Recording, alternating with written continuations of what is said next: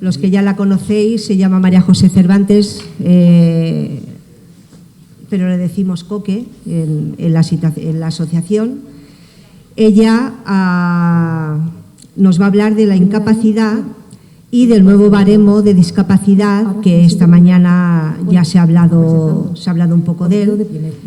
Es un baremo que, bueno, que lleva algunos puntos que la verdad es que en relación a lo que es estas enfermedades, siempre y cuando se plantee como tiene que plantearse, nos va a favorecer bastante. Y bueno, ¿ya estás preparada? Ya estoy preparada. Vale, pues entonces aquí tenéis a nuestra rubia favorita. Sí, eso ya pasa. Hola. Buenas tardes, que ya son las tardes. Sí. Y me alegro de ver caras conocidas, caras no tan conocidas. Y como bien me ha presentado Minerva, soy la trabajadora social de Agafi. Llevo ya casi 20 años trabajando con pacientes de fibromialgia y síndrome de fatiga crónica. Y bueno, la ponencia que voy a hablar es de la incapacidad, ¿vale? Y de la discapacidad. Muchísimas veces cuando vienen... Me gustaría que quedara claro en este tiempo que estoy con todos vosotros la diferencia entre incapacidad y discapacidad, porque es constantemente que vienen a hablar conmigo. Yo quiero una incapacidad, pero tú has trabajado. No, yo no he trabajado, pero yo quiero una incapacidad. Entonces, en este tiempo, ¿vale? A ver si cuando salgamos todos, nadie de aquí, ni de los que nos están escuchando por YouTube, se equivocan y saben bien diferenciarlo. ¿Es lo mismo? No, no es lo mismo. Es parecido, pero no tan parecido, ¿vale? He puesto aquí un ejemplo para que veáis bien claro las diferencias entre incapacidad y discapacidad. Con la incapacidad es necesario trabajar, haber cotizado. Según los años que tú tengas, te obligan a más años o menos años cotizados, ¿vale? Y la discapacidad, da igual que trabajes o no trabajes, son limitaciones. Tener una enfermedad con limitaciones para tu vida diaria. La incapacidad se mide en grados y la discapacidad en un tanto por cien. Hay que llegar a un 33% para obtener beneficios por tener discapacidad. La incapacidad lo lleva el INS. Yo siempre digo, acordaros, incapacidad empieza por I, INS, para saber bien, INS, incapacidad. Tienes que haber cotizado, tienes que haber trabajado. Si por la discapacidad lo lleva la Consellería de Igualdad y Políticas Inclusivas aquí en Valencia. En este caso, en otros sitios son las comunidades autónomas, servicios sociales. Vamos a empezar, nos olvidamos de la parte de la discapacidad que hablaremos más adelante y vamos a hablar ahora de la incapacidad laboral. ¿Qué es eso? ¿Qué es incapacidad? Es una persona que está enferma y no puede realizar su trabajo de manera eficiente. Puede ser o bien temporal o bien permanente.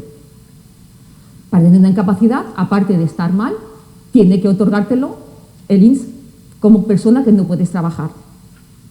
Todas las incapacidades tienen unas normas. No vale decir, pues yo no puedo trabajar, no puedo seguir trabajando lo mío. ¿Quién lo dice? Pues existen unas normas. Estas normas están en un Real Decreto, que es 8/2015, en el que está formado por una serie de artículos. Unos artículos regulan la incapacidad temporal, otros la permanente. Luego está también la no contributiva y las enfermedades o lesiones que no son incapacitantes. Eso es la norma, que sepáis que existe esa norma.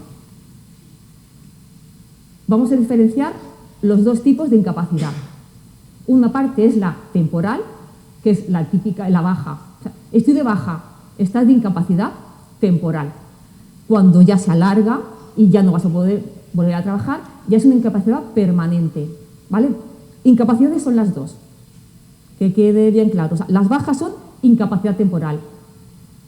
¿Cómo se inicia la incapacidad? Cuando una persona se pone enferma, ¿vale? Puede ser por enfermedad común, una enfermedad por accidente, un accidente laboral o no accidente, te pones mal, pasan 3 días de estar mal y sigues estando mal para volver a trabajar. Empieza ya un subsidio para obtener una pequeña ayuda, porque tú no puedes seguir trabajando en lo que tú estabas haciendo. ¿Qué trámites que hay que hacer? Pues bien, o tu médico de cabecera es el que te da la baja, o bien la mutua, dependiendo de donde tú estés. ¿Cuánto puede durar esta incapacidad temporal? 365 días ¿vale? Lo lleva tu médico de cabecera. Los primeros 365 días, que se puede alargar 180 días más, que lo lleva el INS. ¿Vale? Quiero que quede bien claro. El primer año te lo lleva tu médico de cabecera y es a partir del año cuando el INS es el que se encarga de valorar si estás apto para trabajar o no estás apto para trabajar. Dependiendo de tu situación, existen casos excepcionales que incluso puede estar hasta 24 meses de incapacidad temporal. Y cuando finaliza esta prestación, o bien porque te dan una incapacidad permanente, o bien porque ya te encuentras mejor y puedes volver a trabajar. ¿Qué pasa si estás un año de baja, pasas por inspección? Porque el INS al año te llama generalmente, al año a los 13 meses, 14 meses, te va a llamar y va a valorar si puedes o no puedes trabajar. Si considera que estás apto para trabajar y tú no estás de acuerdo, ¿vale? Existe la disconformidad. Es decir, dispones de 4 días para tú presentar al INS algún informe médico indicando que tú no estás todavía para volver a trabajar. Si consideran que sigues estando apto, ya tenéis que ir a un abogado para que haga una reclamación previa y una demanda. Es ya el abogado el que tiene que ayudarte ante un juez si puedes o no puedes volver a trabajar. Pasamos a la permanente. Te han concedido la incapacidad permanente porque el INS ha valorado que por tu estado de salud no puedes trabajar. Es decir, siempre con la incapacidad va relacionada tu salud con tu puesto de trabajo. No es lo mismo una lesión en el pie si tú estás trabajando a lo mejor de administrativo, ¿vale? Es más difícil que te dé una incapacidad permanente. Sin embargo, si tú trabajas en baloncesto y no puedes seguir trabajando por esta lesión, es normal que te dé una incapacidad. Bueno, pasamos a la incapacidad permanente, ¿vale? Como hemos dicho, el EBI es el equipo de valorar, que es el equipo de valoración de la incapacidad. El inspector ha visto que no estás apto para trabajar y te da una incapacidad. ¿Cuántos tipos de incapacidad permanente hay? Tenemos 4. La parcial significa que tú puedes trabajar en la mayoría de las actividades de tu trabajo, en tus talleres, puedes hacer todo, pero hay algo que te limita. Volvemos al caso de una administrativa.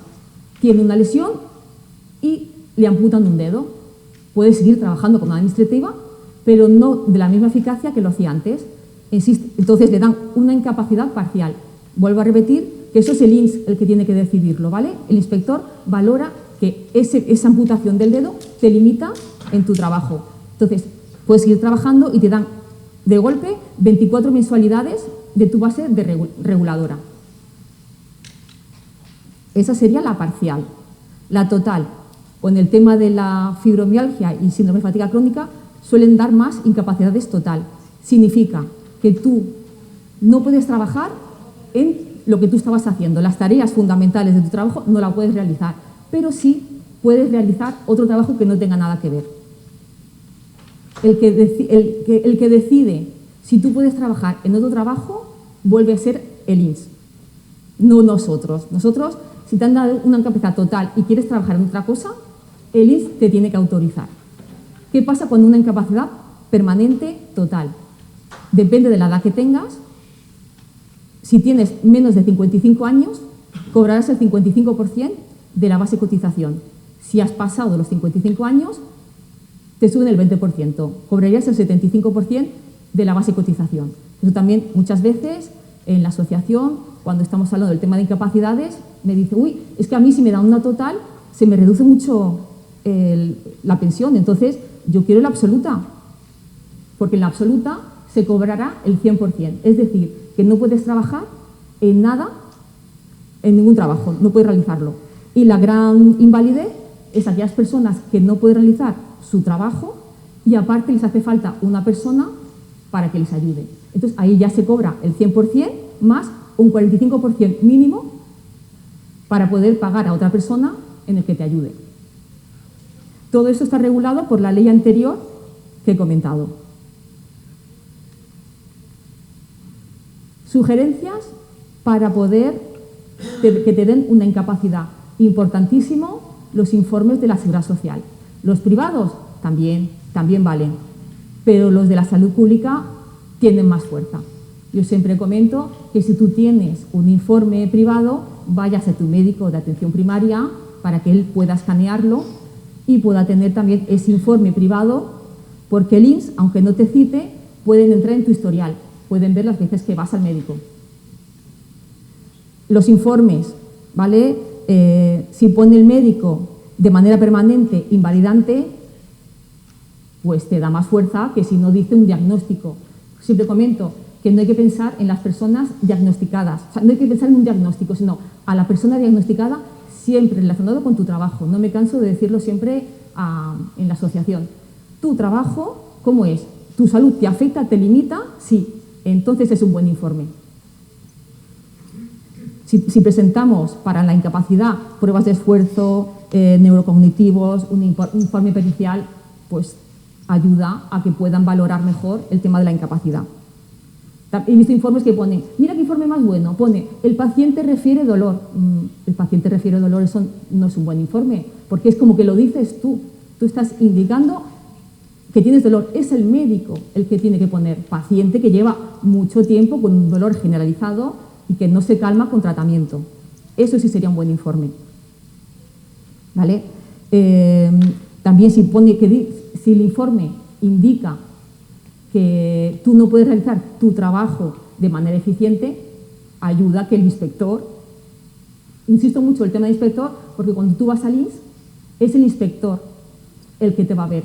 Que gente comenta, voy a pasar por el tribunal. No, tú al tribunal no vas. Vas a pasar por un inspector, un médico, que va a valorarte con tu trabajo y tu salud y va a hacer un informe que se llama el informe de síntesis, indicando si él te ve apto o no te ve apto. Ese informe de síntesis, más todos los informes que tú hayas presentado, pasa a un tribunal.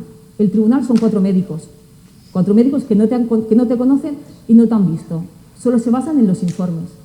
Y son ellos los que van a decidir si te dan una incapacidad o no te dan una incapacidad. Por eso, fundamental que cuando pases con el inspector se quede con todos los informes que tú aportas. Porque he visto muchos casos en el que me dicen, es que he pasado por inspección y el médico no me ha querido coger ningún informe. Pues ellos tienen la obligación de coger todos los informes. Lo que pasa es que si cuela y no te cogen ese informe, luego no se podrá valorar por el tribunal. ¿Vale? Y también si pone el médico también que no puede realizar tu trabajo de manera profesional, pues ya mucho más bonito. Entonces, aquí ya indico, o sea, que no se valora, como he dicho antes, no se valora el diagnóstico. No vale decir, tengo todas estas enfermedades. ¿Cómo te limita a ti esas enfermedades en tu trabajo? Eso es lo fundamental.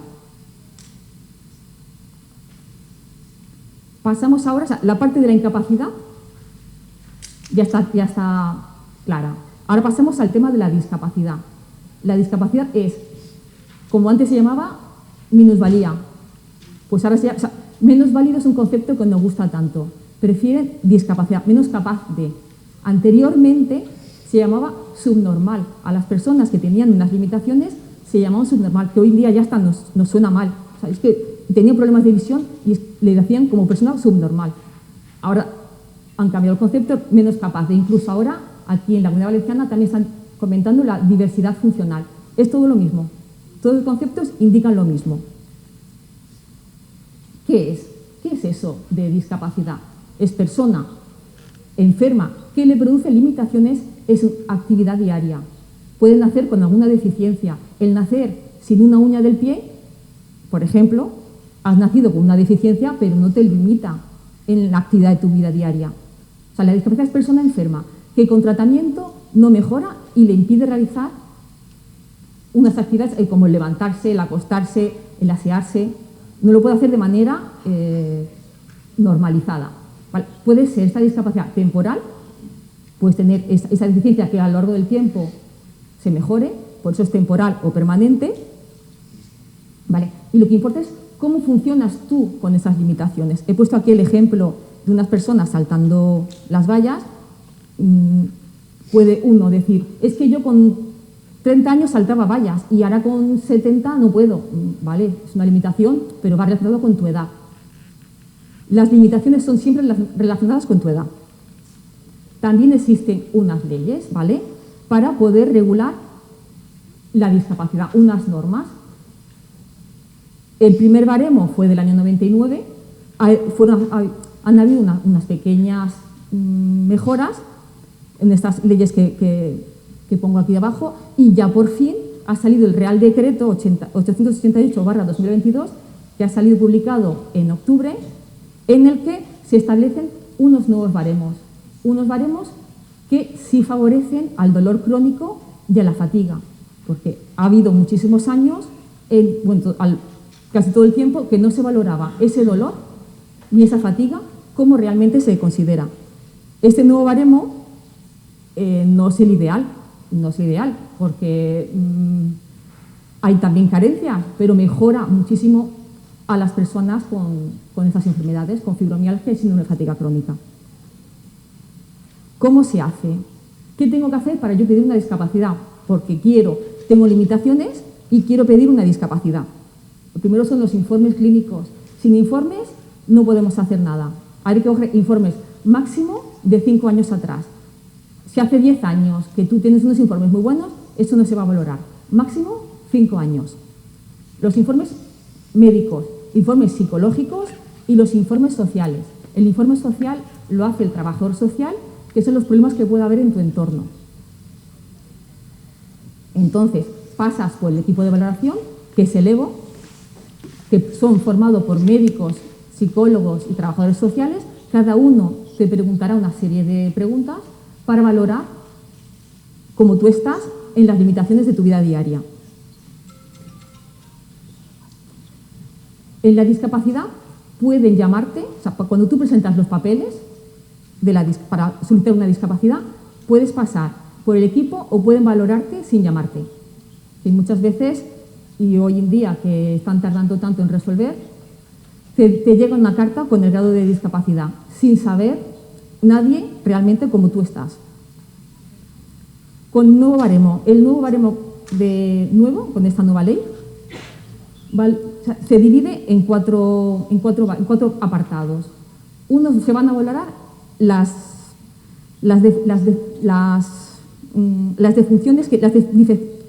deficiencias que tienes en la persona, tanto si te falta algún órgano, algún miembro del cuerpo. Otra, te van a valorar cómo tú te mueves en tu día a día, en las actividades. En este segundo baremo también van a valorar la movilidad reducida. ¿Qué es eso? Esa tarjetita azul que dan a las personas con discapacidad, en el que indican que tienes problemas de desplazamiento. No todas las personas con discapacidad le dan la tarjeta esa azul que se pone en los coches para poder estacionar en sitios de discapacidad. Y en este baremo también van a valorar la necesidad de una tercera persona. Si te hace falta una persona para que te ayude. En este nuevo baremo se va a valorar la participación que tú tienes, el aislamiento, cómo te relacionas y los factores contextuales. Es decir, se va a valorar también dónde tú vives, en qué entorno vives. Si vives en un pueblo que no tienes medios de comunicación, si vives en una ciudad que tienes de todo, todo eso va a puntuar. Es decir, se va a valorar a la persona de manera global. Aquí he puesto como una especie de un gráfico en el que lo más importante para que te valoren la discapacidad es la salud. ¿Qué problema tú tienes de tu enfermedad? ¿Qué trastorno tienes de enfermedad? Una vez que tienes esa enfermedad, se valoran las deficiencias, como he dicho, las limitaciones en tu actividad, ¿vale?, la restricción de participación, si puedes participar más o menos, y los factores personales y ambientales. Se va a valorar también si estás divorciado, si tienes problemas de aprendizaje, si tienes problemas cognitivos. Estos grados están formados por los grados se dividen en 5 apartados. El de 0 a 4 es que no hay discapacidad. Hasta el 24, que no hay beneficios, consideran que hay una discapacidad leve. Ya cuando pasamos al grado 2 es que hay una discapacidad moderada, es decir, ya a partir del 33 ya hay beneficios, y pasan al 3, ya cuando estás mucho peor, según las limitaciones de actividades de la vida cotidiana, ¿vale? Si te hace falta una tercera persona o no. Las novedades de este nuevo baremo. Como he dicho antes, la persona es el centro. Ya no solo miran la enfermedad, sino todo lo que lo rodea a la persona. Es universal, se puede hacer de manera telemática. Comentan, o sea, la ley, que se van a valorar como máximo 6 meses. Aquí en la Comunidad Valenciana están valorando en 4 meses. Incluso he visto algunos casos que en un mes, desde que tú has hecho la solicitud, se ha resuelto, que no es lo habitual, pero que en 4 meses se está resolviendo. Pues en el baremo nuevo indican que máximo en 6 meses se va a resolver. Se va a escuchar a la persona y también a los niños, que antes no se les escuchaba. Podrá ir acompañada. En muchos sitios, cuando pasas por el técnico, tanto el psicólogo, el médico y el trabajador social obligaban que fuera solamente la persona sola, que no fuera acompañada. Ahora ya dejan que la persona pueda estar acompañada y pueda comentar el acompañante la situación de la persona enferma. Y también, como algo novedoso, que aunque tú tengas una discapacidad, actualmente eras tú la que tenías que pedir una revisión. Ahora, en el nuevo baremo, la Administración puede citarte cuando considere para revisarte una discapacidad. Todo esto que estoy comentando es a partir de abril, ¿vale? Este nuevo baremo se ha hecho efectivo, ahora no se ha aprobado en octubre, pero efectivo será a partir de abril. La gente que tiene las valoraciones ya no tiene que hacer nada, no tiene por qué volver a solicitarla. Si quiere, sí, pero no tiene que hacer nada. Ni te van a llamar. Si tú la tienes anterior, la Administración no te va a llamar, tú ya la tienes de anteriormente. Son para las nuevas valoraciones. Existe en este baremo nuevo un artículo específico para el dolor crónico y la fatiga. Esto es un artículo nuevo, no existía antes. ¿Qué se va a valorar? Los brotes, los partes de urgencia, los problemas del sueño, problemas para hacer ejercicio, todo eso que antes no se valoraba, en este nuevo baremo sí es interesante para poder valorar la discapacidad. Tanto el dolor como la fatiga se puede llegar solamente con esto, con el 30%. O sea, que si 30% es interesante porque solo te faltarían 3 puntos para tener una discapacidad. Pero claro, no todo el mundo, no todas las personas con fibromialgia y síndrome de fatiga crónica le va a corresponder una discapacidad. Es aquellas personas que realmente le limiten y que realmente tengan informes buenos que indiquen esas limitaciones. Para la discapacidad también es importante que penséis que no se valora el diagnóstico. No van a valorar a todos por igual, sino las limitaciones que tú tienes. Sobre todo, y todo tiene que estar por escrito. Van a pasar en el centro también de valoración un cuestionario específico para el dolor. Ese cuestionario, o sea, es unas gráficas que ese cuestionario existe, o sea, que lo buscáis por internet y ese cuestionario te lo van a preguntar y se va a tener en cuenta. Igual que pruebas complementarias, estudios que tú hayas realizado que indiquen lo mal que estás, también se van a tener en cuenta. Aparte del cuestionario del dolor en fibromialgia, se va a valorar el dolor en la fatiga. También otro cuestionario importante que te van a preguntar para valorar cómo te limita a ti esa fatiga que tú tienes. Aquí he puesto 2 ejemplos que son de ahora, de la discapacidad, porque con el nuevo baremo se supone que se va a valorar más el dolor y la fatiga, pero anteriormente en este actual también tenemos casos, porque estos son casos de socios, he quitado el nombre, en el que le han dado una discapacidad teniendo fibromialgia. Eso que con fibromialgia no te van a dar nada. Sí, te pueden dar dependiendo de cómo te limite a ti y dependiendo de los informes que tú tengas. Importante, insisto, la enfermedad no es una discapacidad, son las limitaciones que te produce esa enfermedad. ¿Vale? La discapacidad no es incapacidad. Es que yo tengo una discapacidad. Una cosa es incapacidad y otra cosa es discapacidad. Se valora cómo funciona la persona, importante. Y el proceso agudo no es valorable. Aquellos procesos de un dolor que no sea fibromialgia, que dure 3 meses, no. Tiene que ser un dolor que dure más de 1 año. Medidas de acción positiva. ¿Qué beneficios tengo yo? Yo tengo una discapacidad y no sé lo que me corresponde. Pues a partir del 33% de discapacidad, empiezas a tener beneficios. Entre ellos, Renfe, pues ahora Renfe, para las personas con discapacidad, solamente con el 33%, te hace el 50% de descuento en largos recorridos. Interesante. Luego, si quiero estudiar en la universidad, las tasas son gratuitas por tener discapacidad. Impuestos municipales, como el impuesto de circulación, el impuesto de matriculación, son gratis. O sea, no es que sea la panacea, pero bueno, beneficios hay. Si saltas al peldaño de un 65%, ya tienes la medicación gratis. Si es menos, no. Si es un 64, no te vale. Tienes que ser a partir del 65, la medicación es gratis. Y también tienes descuentos fiscales, tanto con el 33 como a partir del 65. Cuanto más discapacidad del 65, más beneficios fiscales tienes.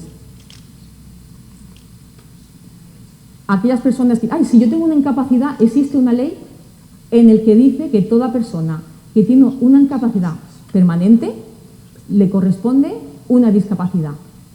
Pero también indico que no es, en todo no es lo mismo. No es lo mismo. Porque por ley indica que son todas las personas con incapacidad. Pero, sobre todo a nivel fiscal, a nivel de ayuntamientos, para el impuesto de circulación, suele haber problemas. No todos los ayuntamientos aceptan esta ley. También, bueno, me ha comentado una socia que ella tiene una incapacidad permanente total, está pidiendo la discapacidad y en la discapacidad le van dando el 31, el 20, que no hay manera que le den la tarjetita de la discapacidad, porque hay que decir que cuando te conceden la discapacidad te dan una tarjeta en el que indican el grado que tú tienes. Y como algo novedoso también, aquellas personas que tienen una incapacidad presentan la discapacidad para que le den la tarjeta. He visto tarjetas de la discapacidad en el que te dice que por tener incapacidad, lo digo para que la persona que estoy hablando sabe quién es, ¿vale? Te dan una tarjeta en el que dice, por tener incapacidad te corresponde la discapacidad. Lo están haciendo ahora en el centro de valoración, sí, que no hace falta que te den el grado exacto. Eso también es interesante. Pero bueno, nada, lo primero que hace, ya se termina de hablar, vamos a empezar a trabajar, a recoger papeles y a poder pedir una incapacidad o una discapacidad. ¿Vale? Y como pongo ahí, ¿no?, que algún día dirás que no fue fácil, porque no es nada fácil, tema burocrático no es nada fácil, pero bueno, lo conseguí.